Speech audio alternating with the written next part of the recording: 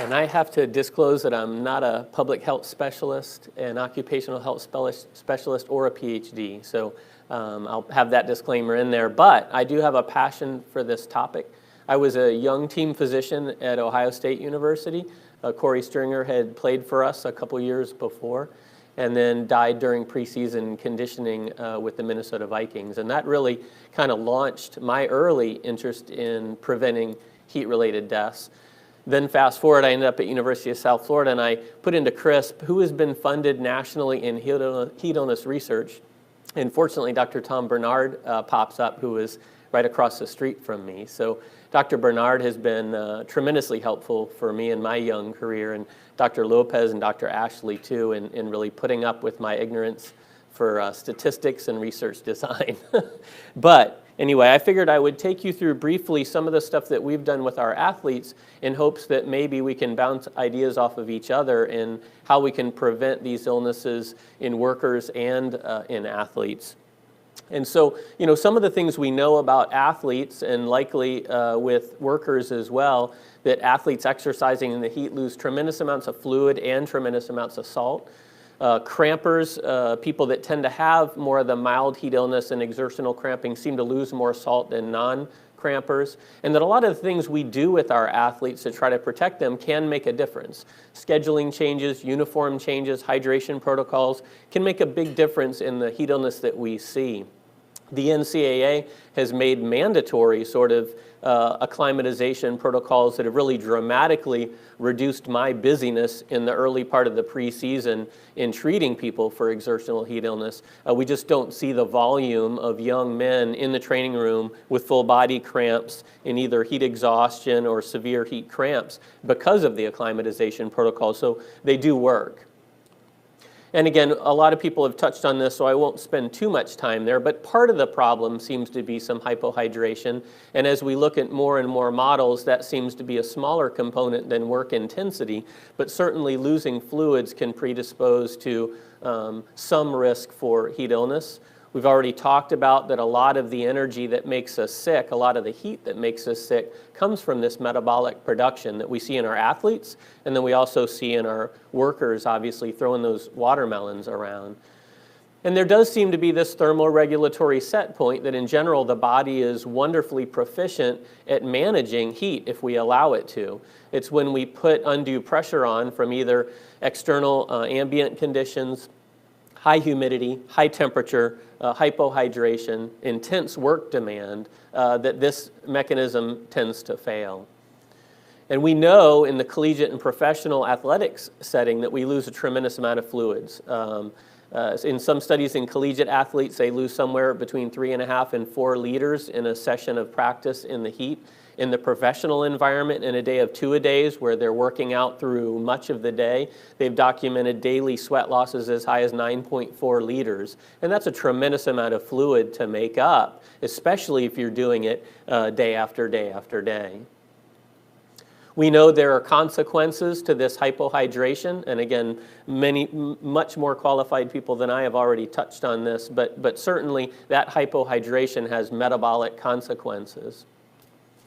And as we lose fluids, we also tend to lose electrolytes. Some people more than others, and particularly depending on your acclimatization status, that may influence your losses of electrolytes, but sometimes they can be tremendous. One study looking at average sweat sodium loss for a 2.5-hour, pretty typical collegiate football practice, losses as high as 5 grams, which again, for some athletes can be hard to make up depending on diet. One of our colleagues looking at high-level tennis athletes documented a daily loss in a long tournament in the heat as high as 48 grams of sodium, which is, again, a tremendous amount of electrolyte to make up. That's probably an outlier, but again, tremendous losses. And then, and you guys have sort of alluded to this with workers, but in team sports, there's also this idea of the work rate being difficult to predict. multiple work bouts at near maximal effort with periods of not doing that much. There's intervals of obviously rest and low intensity activity in there, and a high degree of individual variability. Even on one football team, you have your kicker, you have your quarterback, you have your offensive lineman, and you have your defensive back. Their body makeup is very different, and the demands on their body during the same practice are very different. Sport variability, so protective gear. I never thought I'd have to treat exertional heat illness on somebody standing on a big sheet of ice, but it happens. If you're a goalie and you're wearing a lot of gear and your defense is not that great, so you're handling a lot of pucks, you work really hard and you generate pretty significant heat stress in that environment. Again, there's a significant loss of body water, and then in team sport, much like in the work environment, there's some significant psychomotor demands that could lead to injury or accident if not properly addressed. And so what does this mean? You guys kind of already talked about a lot of this, but we end up with often a decreased blood volume, impaired heat dissipation, reduced oxygen carrying capacity of the muscle, decreased stroke volume, decreased cutaneous blood flow, impaired gastric emptying and splanchnic and renal blood flow, which again has pretty significant compensatory consequences down the road. Frankly, our athletes don't care about that. What they care about is the loss in performance. And so sometimes it doesn't matter if I tell them they may die on the field, but if I tell them they might go down to second string from first string, that really catches their attention. And so the performance consequences are really important for a lot of our patients.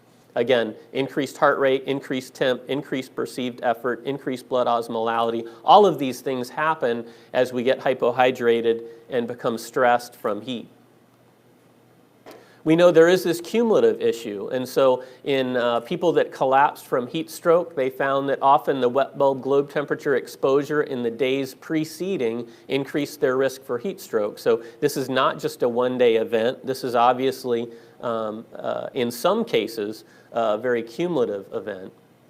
And again, there are performance consequences, and while this may not matter in the death and life scenario, it certainly matters to athletes, it certainly matters to workers when their livelihood depends on them reaching quotas and being able to produce. And so there certainly are studies that document decreased performance with heat and with dehydration.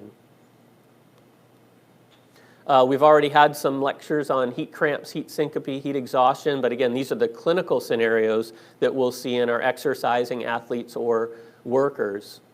And this is what it looks like when we put core temperature thermistors in our offensive linemen and then just watch them through practice. You see kind of what you'd expect, this linear increase in temperature. I'll draw your attention to this line because this is just below 103. And these are exercising athletes with no symptoms outside what you would expect an athlete exercising in the heat. And they reach pretty high core temperature elevations. Then they take a break and their core temperature comes down. And then they start to exercise again and their core temperature goes up. And so these are happening all over high school football fields, I'm sure in migrant working fields, and in a lot of settings where we're getting these really high core temperatures, in many cases very well compensated and lead to no particular disease.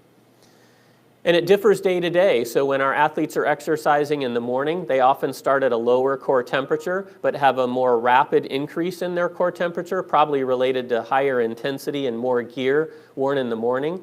And then in the PM practices, they would start with a higher core temperature to start.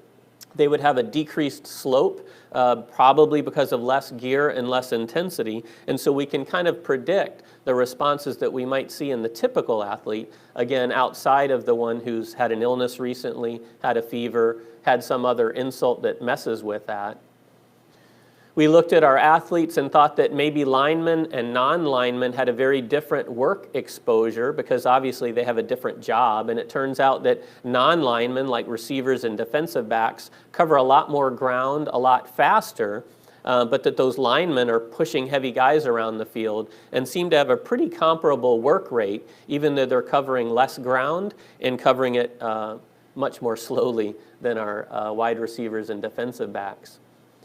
When we put well-conditioned athletes in the lab and put them under conditions that would be similar to outside in the heat and humidity of Florida, again, this is heart rate down here, so we try to simulate an upper body and lower body workout that's fairly demanding, and you see what you would expect. Kind of a slow, steady increase in core temperature, spiking up over 103, again, completely asymptomatic, other than normal sort of fatigue. And I would propose that this is happening in our fields and in our training settings quite a bit, in most cases well compensated for, but still alarming that we're seeing these pretty significant core temperature elevations.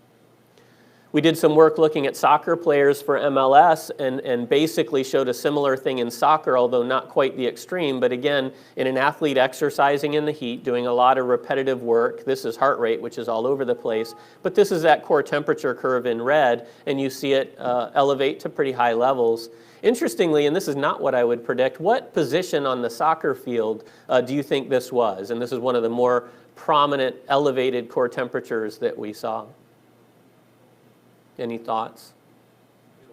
Yeah, it was a goalie. I would have thought the goalie stands around all day. Why would they have elevated core temperature? But it turns out in practice, they're working pretty hard. A lot of people are kicking balls at them. They're diving all around the field. They actually broke my machine. And so this actually was a pretty hard workout for the goalie in a practice. Again, turns out that position does affect it, and most of our deaths around the country are usually in big offensive linemen early in preseason. And again, offensive linemen tend to get hotter and have more symptoms than offensive backs, like a quarterback or a running back. Offensive linemen got a little bit hotter and had more symptoms than defensive linemen, and defensive linemen had more symptoms than defensive backs and wide receivers and tended to get hotter. So again, we sometimes can predict those people, I guess, out in the field and or those people on the athletic arena that are going to have more significant symptoms. The other thing that was kind of helpful is that we could predict those athletes that were going to have more problems by these simple symptom questionnaires.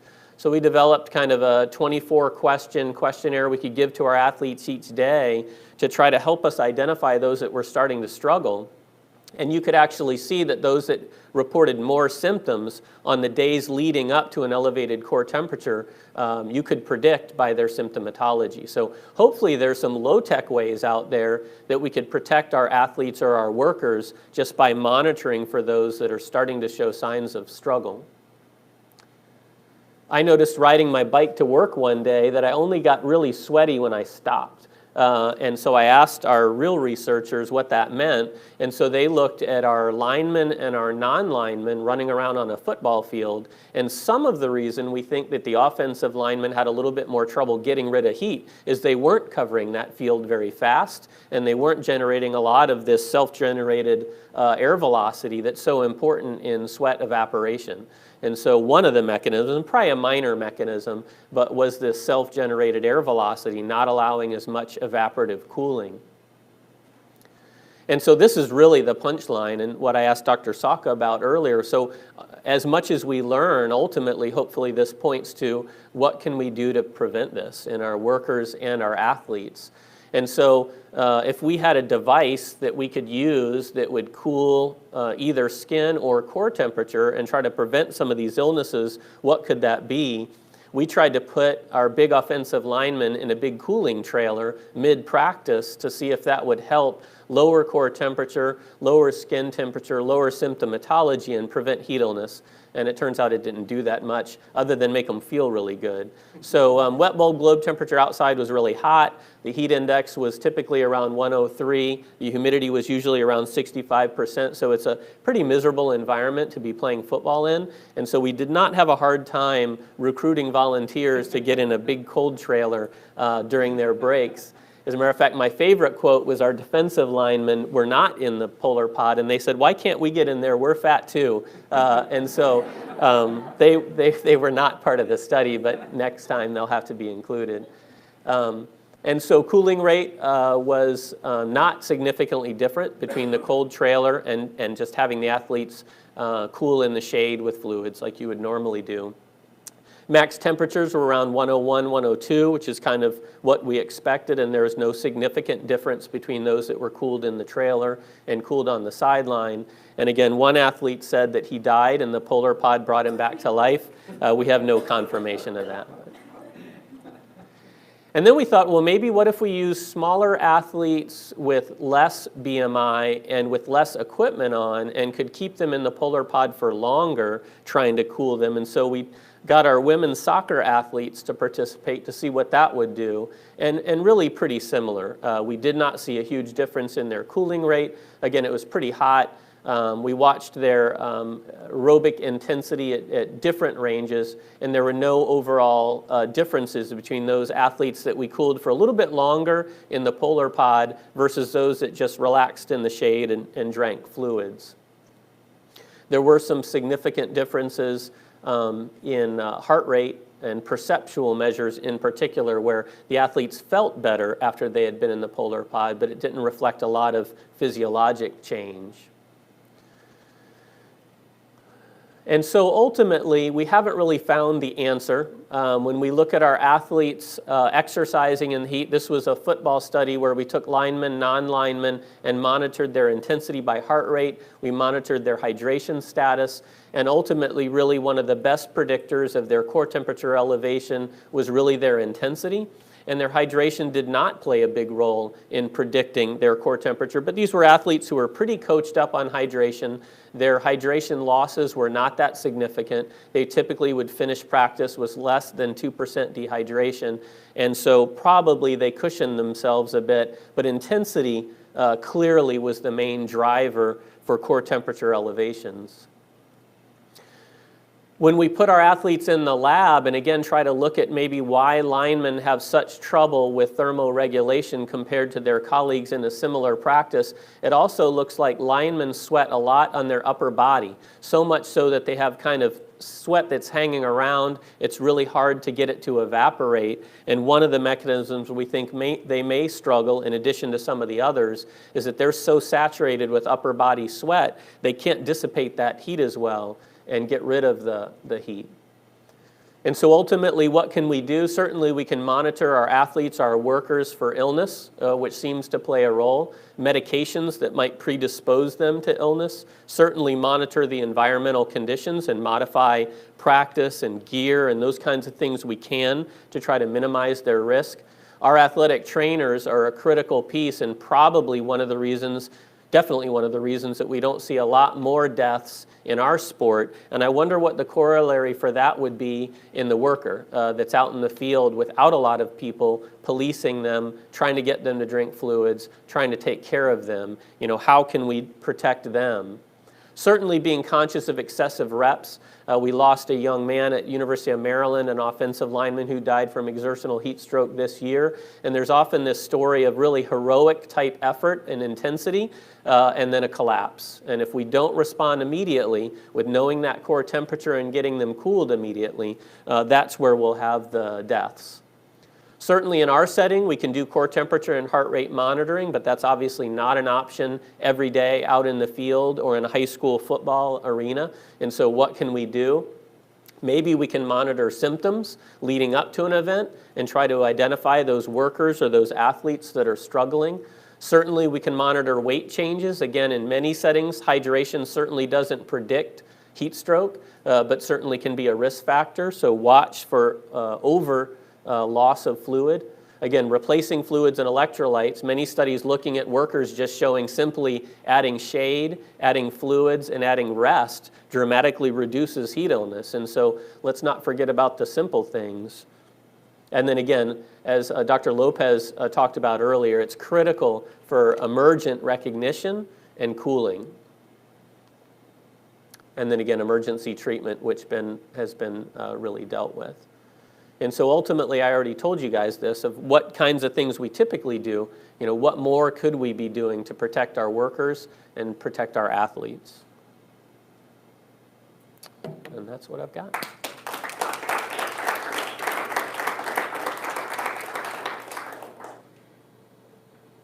Do you run into problems with hyponatremia? We haven't, but I think it's out there. You know, they had a young athlete, a high school football player in Georgia, died 2 years ago. He knew he was a cramper, and so he went home and he was bound not to cramp. And so I think he drank 2 gallons of water and 2 gallons of Gatorade that night and died from hyponatremia. I think you see it a lot more in long distance events, so Ironmans, ultra distance athletes that are going over a long period of time, and they're replacing sweat losses with hypotonic fluid, so they're just drinking water with no electrolytes. But it's certainly a player, and you have to be careful as you're telling people how to hydrate, understanding the losses that they're having, exactly what they're losing over what length of time, as you coach them up on what to replace with. I see, particularly for marathon runners. Right. There actually seem to be fairly strict guidelines as to Right. not drinking too much. No, absolutely. In the New Zealand triathlon, the Ironman, a new race director took over after they had a bunch of people collapse on the course, have to be rushed to the hospital for hyponatremia. And that person really dramatically reduced the incidence of hyponatremia in their event and dramatically reduced the people that had to be transported to the hospital. So what do you think they did to dramatically reduce hyponatremia? This is the one where they moved the... They just spaced out the water stations. So, you know, they had more people that had minor problems with hypohydration, but much less problem with hyponatremia. So you're absolutely right. I mean, the proper replacement is critical. And I would just mention that as we talk about stuff in agriculture, you know, it's sort of, it isn't just you keep pouring water into them. You can pour in too much water, and then you get hyponatremia. So there is another side that, you know, that people need to be aware of. Yeah, I would think it would be a huge problem for a worker in a field out there for 6-8 hours or however long they're out there, if they're just replacing with water and they're losing sweat with sodium, potassium, magnesium, that would be a real problem. Yes? Hi. Do you think that the fact that the recovery in the polar pod was similar to that in the shake, does that suggest that it doesn't take such extreme measures, that any type of, you know, cooling practice is efficient? Yeah, I mean, I think the human body is amazing at dealing with heat. And so I think there are a lot of ways that the body can adapt, and if we just let it rest and recover, that solves a lot of problems. I would still love to find something that gives our athletes and our workers some kind of cushion. I just don't think we've found that yet. And the polar pod was something that brought apparently the temperature down to around 40, 50 degrees with reportedly zero humidity. Although when you put 10 offensive sweaty linemen into a little trailer, the humidity jumps up really fast. And so it was not really 0% humidity, but it was cold. And again, it made them feel better. It didn't drop core temperature. But, you know, like Dr. Saka mentioned earlier, it's not all about core temperature. And so it's possible that there are interventions that don't change core temperature, but that may still really be protective for workers and athletes. And I'm just not sure we totally understand that yet. Yes, sir. Great talk. One is we've learned, we being It's upside down. story of my life. We being the general scientific literature learned from the time of at least the occupational building of the Hoover Dam through Dill back in the 40s, 30s, and 40s, is that probably the most important thing for rehydration, and particularly these workers, is having a standard meal time. Because people who fully rehydrated meal, that's when they bring in solute. So just having a structured meal time is really a huge advantage and an easy intervention. Right. Second is that... In this occupation. Pardon? Not in this occupation. Well, yeah, not my occupation, but working in the fields, yeah. I need less structured meal times. But, you know, the second is that, you know, we hear about these sports beverages, and it's pointed out, the hypotonic. They're designed for during a running event, okay? And during a running event and replacement of fluid. You have a sodium deficit, and you need something with a lot more sodium. So if you're doing a replacement, you know, during a break, sports beverage is not necessarily at all the way to go. And that's another discussion. And finally, the polar pod was really interesting, but you should look, there's been 2 studies now by Dave DeGroot with arm immersion cooling that developed in the DoD first study was just showing the theory of the heat loss that could be done, which was, nothing remarkable science, but just having a cool tub of ice, and there's some special forces where we use it with, they called it a beer cooler, you could do that. But then there was an intervention study done at Fort Benning, and it was shown by using that in the field, you reduce the severity and the medical costs of the heat illness. So there are ways that are low technology that can be employed and have effectiveness, perhaps for work, and certainly for severity of heat illness injuries. Right. Well, and it's a good point, and these guys are not calorie deficient, but I wonder about workers in a field where, again, them taking a break often would mean decreased productivity, and so many workers will skip a break to continue to work, and that's a problem not only for hydration, but also for the meal. And so I worry about the impact of that on their overall risk. Yeah, and there's some technologies that can address that, on-the-go drinking type stuff, approaches. Yeah. All right, thank you.